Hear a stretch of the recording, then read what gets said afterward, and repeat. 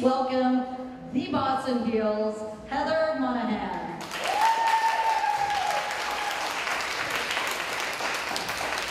What's up, LA? So usually one of the things that I do before I speak is I fire up a song that really makes me feel strong and excited. I always use Stronger by Kanye. Today, all I can think of is it's getting hot in here. I am from Miami, people, and we don't have heat like this, so it's a little crazy. Someone's waving to me back there. What's going on? All right, shout out to the 305. I love it. All right. Happy to have Miami in the place. So my name's Heather Monahan. You all have my book, Confidence Creator, #1 bestseller on Amazon. I'm so excited. It just came out May 22nd. Thank you. You are going to love this book, and I say that with a lot of confidence. However, 11 months ago, when I got fired from corporate America, I had no idea that I was going to be a best-selling author, that I was going to be standing on the stage, that the Harry Walker Speaker Agency was going to pick me up along with the Obamas and the Clintons. So to tell you about fear and lack of confidence and self-doubt, I got a lot of experience. And if I can do it, each one of you can. So today I want to talk to you a little bit about my book, but more importantly about how each one of you can build confidence. And in any moment, we are always either building our confidence or chipping away at it. And it is a choice. So to give you a little bit of background on me, I grew up very poor. I'm 43 years old. My mother had left, yes, I'm 43, did you just freak out? That makes me happy. It's a lot of work. So, my mother left my biological father with 4 small children and no job and no confidence.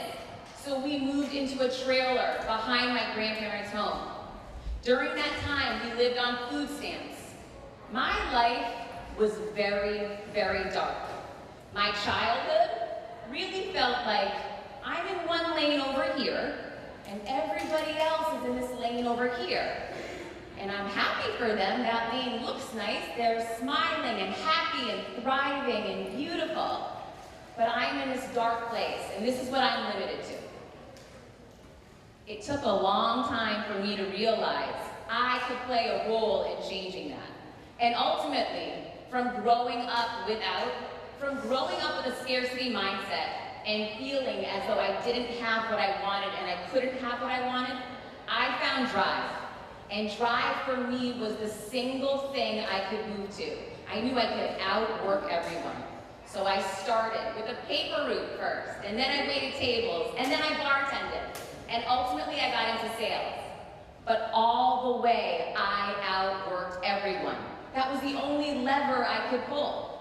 Now in my book, Confidence Creator, you'll see I give you 44 chapters of levers. There's so many levers I have now to pull, I don't have to worry about my confidence. But I figured it out the hard way. That's why I gave you a blueprint, so that you don't need to figure it out the hard way. Because it's really pretty simple. It just takes work.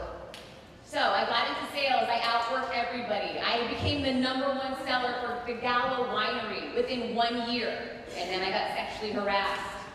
And I didn't own my voice. I didn't have confidence. So I quit that job and I went to another company. And I became a #1 seller there within 1 year. And my boyfriend cheated on me. And I went into a state of depression.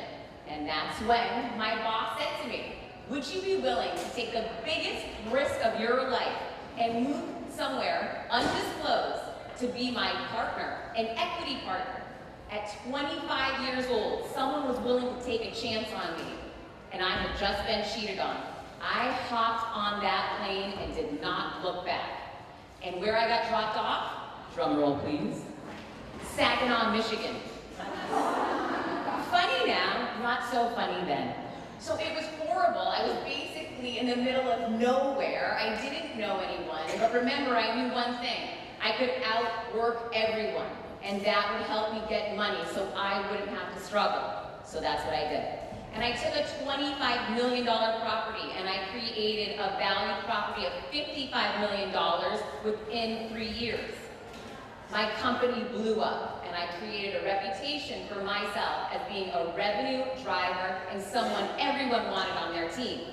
Back then I associated my confidence with my net worth. I really thought about, hey, I'm meaningful, I create value. That's where my confidence comes from. And that's not real. So I struggled. I moved to Florida and I went to work for a publicly traded company and I kept advancing. And I worked and outworked everyone. And I ultimately became the chief revenue officer of this company. I won countless awards. And I really didn't own my confidence back then. Then what happened? Drum roll please, yet again. The daughter of the CEO I worked for was elevated to his position when he fell ill. And there was one person on the team she really didn't like, and that was me. So I got fired July 27th of last year. And in that moment, my confidence hit an all-time low. I literally laid under a weighted blanket and cried on my couch. I felt everything had been taken from me. Anything and everything I was attached to, how I got my self-worth, that title, that team, it was gone. So I decided, how can I change the situation? The most important thing is right now that I create my confidence. How can I do it? And I started off with a 30-day plan, because 30 days seems manageable. And I knew my baseline. I'm starting from no confidence. But I knew where I wanted to go, and I had a vision in my mind. And every day I tracked my progress. And every day I would accomplish one thing. I would set small goals, because baby steps and small goals are key to building confidence, especially when you're starting from a very low level, like I was. So those 30 days ended up bringing about amazing opportunities. And the one reason why, and this is something every single one of you can do today to build your confidence, I fired a negative person from my life that was trying to hold me back that day. I didn't know it that day. She thought she fired me, but I fired her from my life. And firing negative people from your life is the single strongest, most powerful thing that you can do to build confidence in any moment. So for whoever out there has that boyfriend that talks down to you, belittles you, or that friend that gives you those unaccepting looks, fire that person today and watch how you take off. It was unbelievable for me. The moment that negativity was gone from my life, positive people started showing up. And I hear often from people, well, that's easy for you to say, you're surrounded by positive people who support you. Well, getting rid of the negative ones allows the positive ones to show up. So today, if nothing else, take from this, whoever that sneaky villain is in your life, and it might be that coworker that rolls their eyes or talks behind your back, you are gonna fire them from your life, and if you can't fire them because they are a coworker, you're gonna create boundaries. And creating boundaries is not hard. There are simple steps. I actually have a chapter on this in my book. The sneaky villains hurt you as much as those evil villains do. Because in any moment, you are building confidence or chipping away at it. And allowing that person in your space is chipping away at your confidence. So it's time for you to own your voice and own your confidence and do something about it. And it can be as simple as a conversation. You can simply say, I don't like it when you speak to me that way. That's no longer gonna work. I need you to change that. And stay calm. In that moment, you are building your confidence. You are standing up for yourself and creating boundaries. And people will treat you the way that you see and treat yourself. You will build your confidence in that moment. Another great example from my book that I think everyone should try is a 7-day challenge to get rid of saying, I'm sorry. I fired that phrase and I never let it come back. For 7 days, I got rid of saying, I'm sorry. And for me, that epiphany moment started in the gym. I was at Barry's boot camp, and has anyone ever gone to Barry's? All right, good, I got some people in here. So when you go running over to get the weights and everyone's moving to the floor, it gets messy and people start bumping into one another. And I found myself saying, I'm sorry. When I didn't bump into someone, they bumped into me. And when I finally realized that saying I'm sorry was putting me beneath them and chipping away at my confidence, I decided I'm gonna fire that phrase. It's a wrap. I'm sorry's out of here. So I started with, excuse me. And that's a very simple change anyone can make that really empowers you and allows you to build your confidence. So I didn't stop there. I had someone reach out to me and say, that's a great way to handle it, and getting rid of I'm sorry is smart, but why don't you thank people instead? And now that's what I do, and I recommend it to all of you, because it is the most badass way to handle any situation. So you show up here late today and you're speaking, you walk in and you don't say, I'm so sorry, traffic was awful. You walk in and you say, thank you so much for your patience, I'm ready to begin. And it's already understood that you are taking over and they are going to be fine with it. You are assuming things are fine. So whatever your situation, there is never a need to say I'm sorry any longer. Revert to, if you don't feel comfortable yet, excuse me, and as you gain your confidence, as you build your confidence with each step, start using thank you. The only time I don't like that is now when people do it to me. The woman that manages my website said to me the other day in an email, I said, this was supposed to be done. Why is this not done? We've missed deadline. Please give me an answer on when this is going to be completed. And she wrote back, thank you so much for your patience, Heather. This will be handled ASAP. It worked. I didn't have anything to say. Okay. Definitely use that one because it works all the time. Another thing I learned at Barry's Bootcamp is comparison is the thief of all joy. I loved running back when I could. I threw my back out and I can't anymore, but back then I loved it. And in Barry's, it's all glass, all mirrors everywhere. And I used to look at myself and think, you're getting stronger, you're better than yesterday, I'm so proud of you. It was this great time for me to have positive, uplifting self-talk, which is really powerful and helps you build confidence. However, on this day, Kendall Jenner decided to run on the treadmill next to me. So as you can imagine, when you're 43 and a mom, and you're not feeling your best self, you start comparing yourself to Kendall Jenner, which is a losing proposition, right?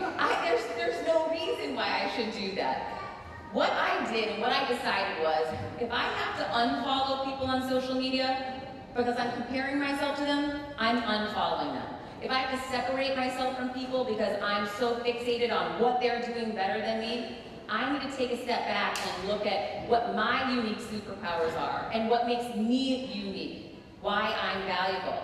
Because I started thinking, well, she's never created a baby. I sure did.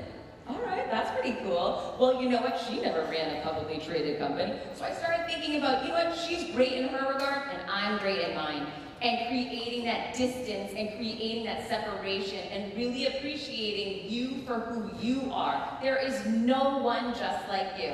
And owning that that is your superpower, that you are enough and you are special in your own right, and allowing that person to fall off your feed, to unfollow that person and create that separation, that is a surefire way to build confidence, because we never know what strange things are going on in someone else's life, and you never get the whole story. We all know we live in a fake world with fake filters, fake media, fake news. So being your own real authentic self, really owning who you are, allows that shame and fear to fall to the side. I hear so many women say, well, you never know what someone's gonna look like on a date because people put these weird pictures up that don't look like them. In my mind, I think, can you imagine how their confidence must take a hit? Because if they're scared to walk in there and the person's seeing a different person than they imagine from the dating site, that feels terrible inside. So why put yourself in that situation? Own who you are, and every single time you do, every decision you make to put a real photo up of yourself, or to be who you are in any minute and own your voice, those are confidence-building moments. And the more you can realize that in any second you are either building confidence or chipping away at it, the faster you will become your best self. The act of showing up here today is a huge act for you to build confidence.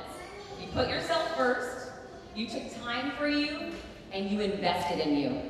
And investing in you is a great way to build confidence. Even if it's as small as getting a hand soap different than the one maybe you had for your child. That was something I did for myself. I was seeing that I was using the end part of any soap my kid had.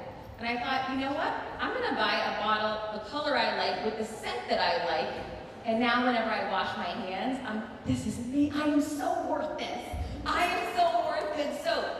So making those small investments in you, and when you can, making bigger ones, whether it means signing up for a course, signing up for a class, whatever it is, going to a workout, putting yourself first and making that investment in you builds your confidence daily. Another trick that I discuss in my book that is fantastic for building confidence in really nerve-wracking moments is channeling another persona. And this works like a charm. I was going on a show in New York City, and right before I was getting on the show, it was an international news show, and I had never done one before. I got a message from a friend that said, Heather, this woman is a bitch, and she's gonna try to shred you. Well, that was helpful knowledge 5 minutes before I went on. But I actually ended up being happy because I thought, who can I channel? Who can handle a bitch and flip the situation around?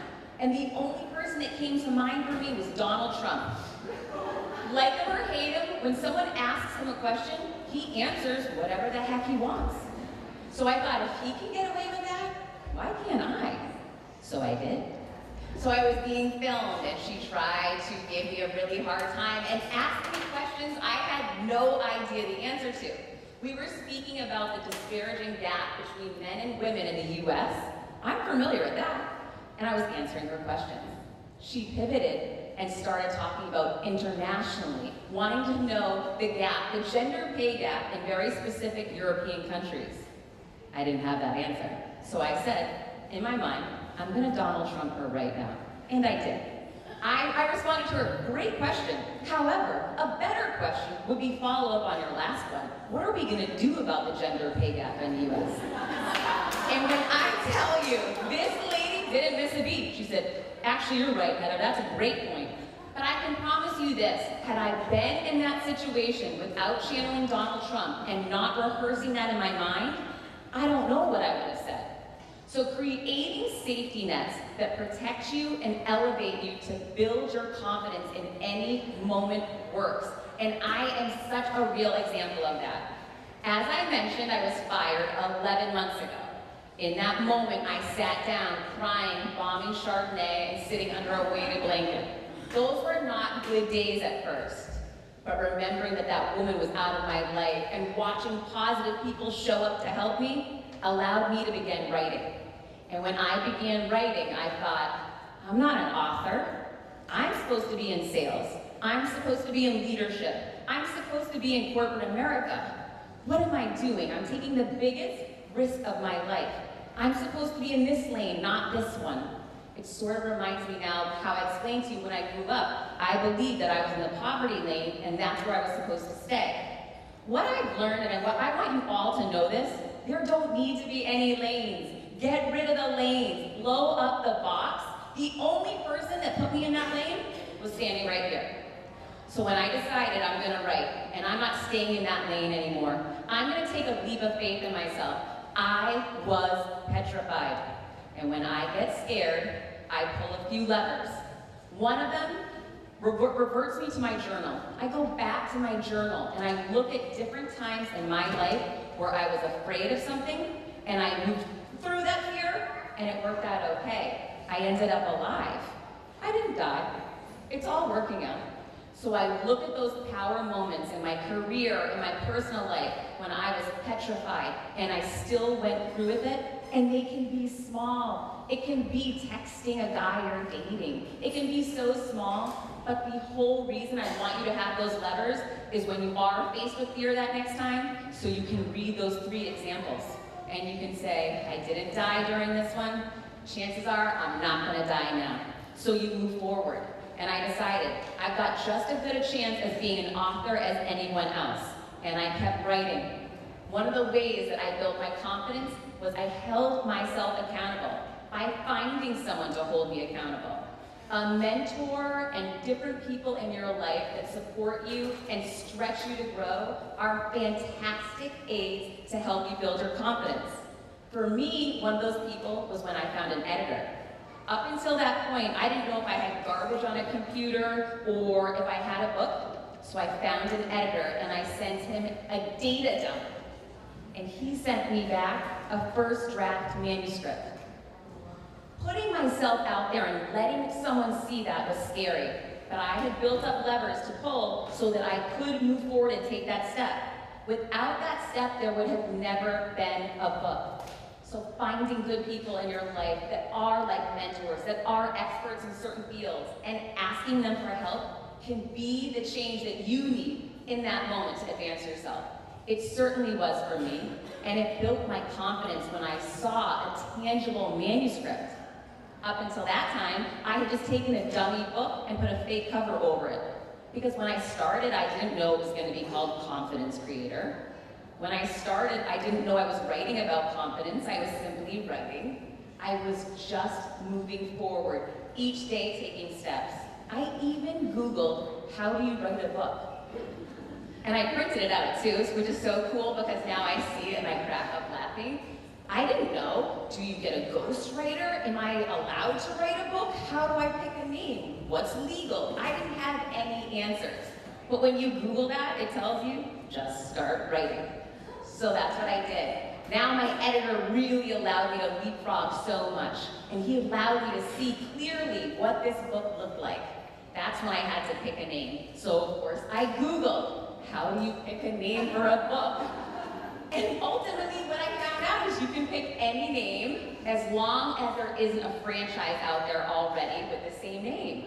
So that opened up huge opportunities. When I came up with Confidence Creator, my fiance said, well, that's a little bold, don't you think? Ooh, she created confidence. And of course, people will give you a hard time because of their own limitations, their own fears. And luckily at this point in my life, I know that. So I laughed and said, the meaning is everyone is their own confidence creator. And I understand you might think that's funny, but you know what? I'm gonna move forward with this title. And then I did. And I've had so many people come to me, haters, negative people, naysayers, and oftentimes friends and family who have their own doubts, have their own limitations. And what I've learned through all those experiences, you can choose to take on someone else's limitations, or you can choose to listen to you first. And through journaling and meditating and exercising and looking back on my progress, all things that I point out to you in my book, this is how I decided. I don't care who hates the name of my book. I'm gonna move forward. Now, interestingly enough, I've had people come to me and want franchises off of Confidence Creator. So I guess I was right. But the important thing to know is I didn't know that 11 months ago. I didn't know I was writing a book. I didn't know any of this. So for you, wherever you are right now in your journey to build your confidence, to reach your goals, and pursue your passions, 11 months from now, you can be doing something entirely different. If you take the steps and make the decisions that are real for you. Finding my voice was another big part of building confidence. And I'm asked a lot about that. The way that I found my voice, and I recommend this to anyone, was starting with baby steps. It started with me being in sales meetings and listening to other people share terrible ideas. And I would think, well, I have better ideas than that. But I never spoke up. So I challenged myself. I believe a lot of challenges. One time a meeting, I will challenge myself to share one idea. That seems okay. I'm not going to die, and hopefully no one throws tomatoes at my head. And guess what? No one did. They weren't applauding, but no one laughed at me and threw anything at me, all these crazy ideas I had in my mind. So once I took that step, I thought, okay, where's that next one? And continuing to grow and build upon those little successful moments. That led me to, a few months ago, I was speaking at the University of Miami to a sorority. And I was on my Insta story, and I was showing all the girls going into the auditorium. And I was so excited. And my little nephew, I was sitting outside just waiting for them, to call me, and my little nephew messaged me, "Auntie, I just saw the audience. Holy cow, this is too big. Are you freaking out? Should you do it?" And it was so cute, and I wrote back to him, "Honey, this isn't Auntie's first rodeo. We got this." But what's important to know is all those steps to getting there, to getting on a big stage, to getting on the Jumbotron. I didn't just drop down on day one and end up there. It took practice. It took taking chances. It took listening to myself and owning why I was unique and different from everybody else. It took scary, scary moments, but I just kept building. And it really started for me in those sales meetings when I raised my hand. Today, if I get seated at a table at a restaurant I don't like, I walk right back up to the hostess and say, "Excuse me, that's not gonna work. What else do you have?" When I was younger, I would have never done that. I would have been petrified. But the more you take these baby steps and the more you begin to find your voice and really listen to it, the more powerful and the stronger it gets. And then you are able to take that stage and be you and shine your light and realize when you're shining your light, you are allowing everyone else to shine theirs. I also believe that putting things out into the universe, just sharing what your goals are openly, and today is a great day for all of you to do that, it really allows potential for things to happen. So for me, in my most recent story that I could share with you guys, I was on the Maria Menounos show 3 weeks ago. And after the show, she said, "Heather, I love your book. I want to do anything to help you. How can I help you?" And what I've learned is when people ask you if they can help you, you ask for one specific thing. Otherwise, it gets lost in translation and you never get the follow-up. I said, "Great, Maria, can you do me one favor? Introduce me to Reese Witherspoon." She said, "Well, Heather, I don't know her." And I thought, doesn't everyone in LA know each other? She didn't know her. She said, "I'm sorry, I don't know her, but I'm curious. Tell me, why would you want to meet Reese Witherspoon?" I said, "Well, there's 3 reasons why. She's got a women empowerment podcast that I'd love to be on. She's got the 2nd biggest book club behind Oprah that I'd love to get my book in. And number 3, she creates movies off of female-authored books." So Maria said, "Holy cow, yeah, I want you to meet Reese too." So she said, "Let me think about it, give me your number." So I said, "Okay." And off I went, busy with my day. The next day, I'm still in LA, and I get a call from Maria Menounos. And she says, "You're not gonna believe this. Guess who just called me?"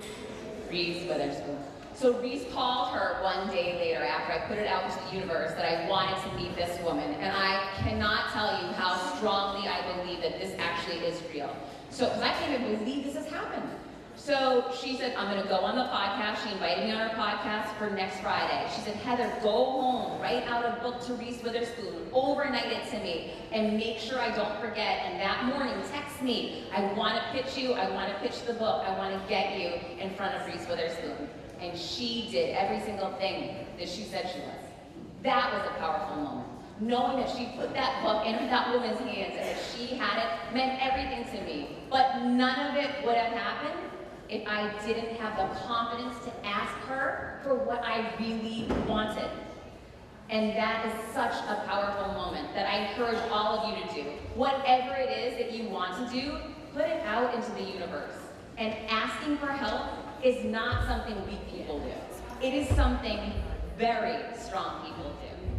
So I think that we've had that backwards. I certainly had it backwards in my mind. When I had low confidence, I did not ask for help because I thought I'd be found out.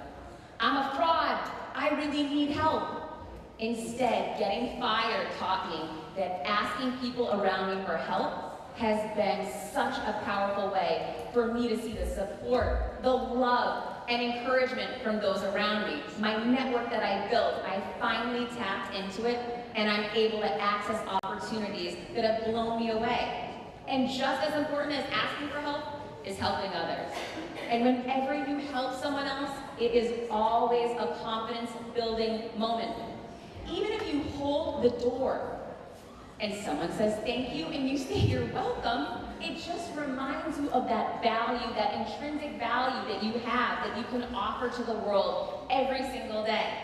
Another great lever that I love that I never used to do was the act of accepting a compliment.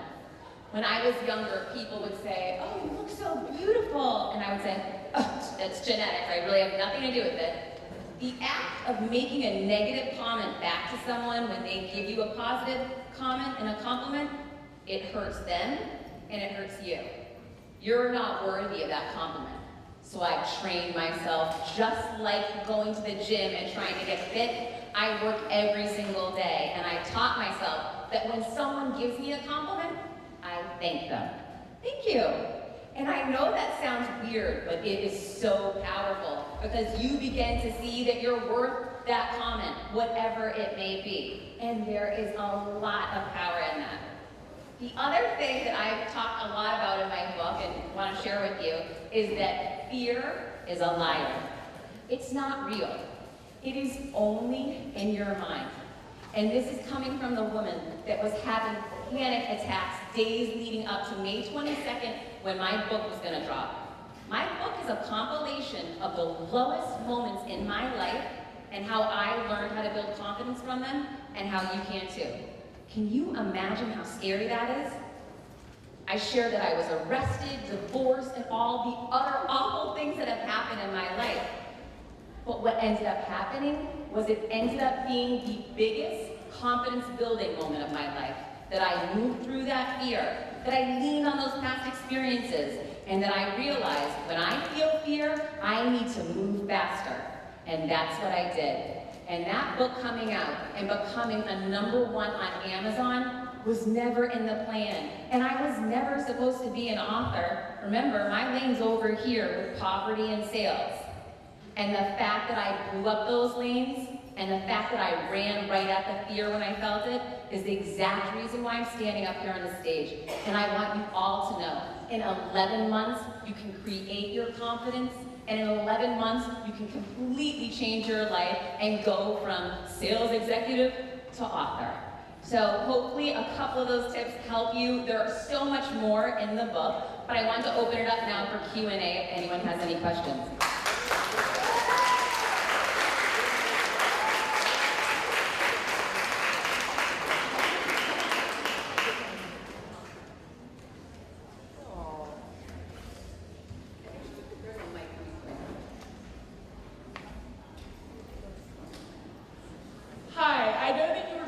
About putting your goals out into the universe, and I was wondering, are you a believer in like manifestation and the law of attraction? And when you put out goals into the universe, what are your tips on letting go? Because it's often sometimes hard to not detach from the outcome while you're trying to manifest the goal.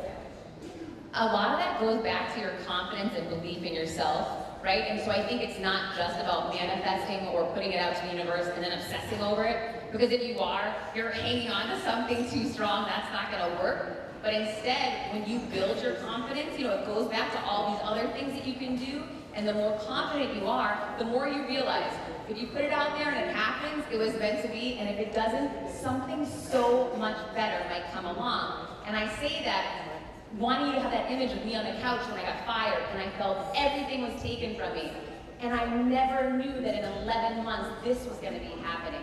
So it was so great that that moment happened, and I didn't hang on to it. I gave myself a plan in a short period of time, and I write about this in the book of how to get through those horrible moments when you do feel like you want to hang on. but letting go is the whole solution, and it definitely isn't just about manifesting, it's about really building your confidence so you can begin to just believe in you.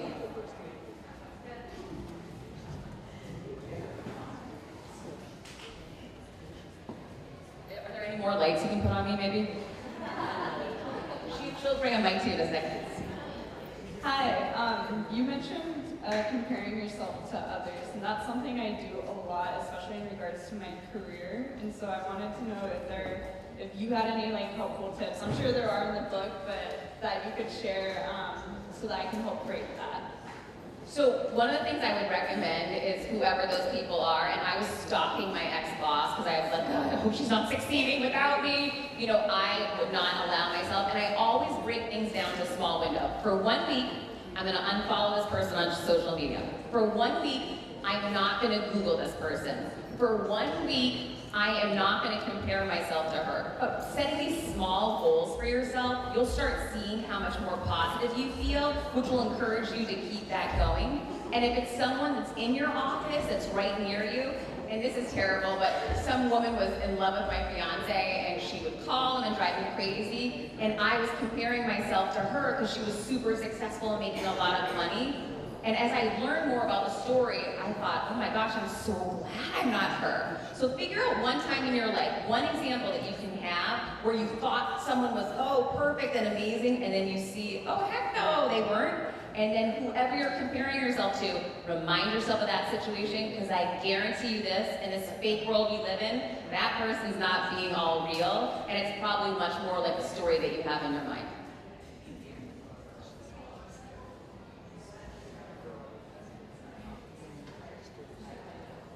One more back here. And then we have someone up front that wants it next, please. Thank you. Hi, so I've heard a lot about setting goals and manifestation, but I'm at a point in my life where I'm not entirely sure what my goals are. I'm curious if you have any advice on how to kind of do that work and get a little more clarity around what your goals are. So figuring out what your superpower is super important. And the way that I did that, and I would encourage you to do the same, I did 2 different things that were really powerful for me and started me down a new path. One was I asked people close to me in my life, what's unique or different about me? What do you see as like some talent or skill that I have that makes me me? And I got back these amazing responses, and it was really powerful and confidence building and amazing. But it made me realize everyone can't just walk out on a stage and talk. Woo! Sometimes in our heads, we think, I'm not special, anyone can do that. And finding out what is different and unique about you is gonna help you starting to understand, well, if this comes naturally to me, maybe I should spend a little bit more time in that space. And the act of spending time in a space where you naturally are good at something builds your confidence, and that moves you forward. But really, you know, the more that for me, I get creative when I work out and sweat, so I try to spend as much time as I can in any day working out because ideas start coming to me. And journaling has been a huge way for me to understand where it is I really feel happy and where I want to go. So there's so many different things that you can do that, you know, no one's supposed to just have some answer, you know, where your future's going to be. 11 months ago, I would have never thought I would have written a book. So who knows what the next 11 months have in store for you, but start journaling, identify your unique value proposition, and start spending time in your superpower. It looks like you've gone through multiple successes in your life, and sounds like this is pretty successful too. So when do you feel satisfied with, okay, I'm really successful, I don't need to do anymore? That's one part of the question. And then the second part is, do you have any advice for introverts on being successful? Advice for what? Introverted people who don't need the stage, who, you know, just they feed off other ways of feeling successful, because most of the books out there are for people who are more extroverted. Do you know what I mean? Sure. It's funny though, someone DM'd me the other day on LinkedIn and said, I read your book. Do you suffer from depression? And it was so funny. Again, you never know where someone's coming from with their experience and what they're, you know, putting on you. But I think that some people believe I was born outgoing. When I was 6 years old, I would hide under my mother's skirt. and I had to go to a special school for anxiety because I couldn't speak to other people in public. So it's something that, like a muscle, you can build, and through small steps and small success, and by putting yourself out there and trying, and I've got a chapter in the book about networking, and it's really important. Sometimes people say, I try to meet other people, but it doesn't work. Make it about them. And when you make conversations about other people, people suddenly want to talk to you. Give an honest, genuine compliment anytime you can, and if people put their guard down, instead of projecting, what's this lady coming to me? She's really pretty, and she's from a different background. Oh my gosh, she's probably thinks she's better than me. You never know what they're thinking on the other side. So allow them to let their guard down by being your real you. Give a genuine compliment, and watch how the things just start flowing much easier. But it all goes back to you taking that chance. And as far as success goes, someone asked me the other day, is it the journey or the destination that you like best? In my life, in my mind, there's no destination.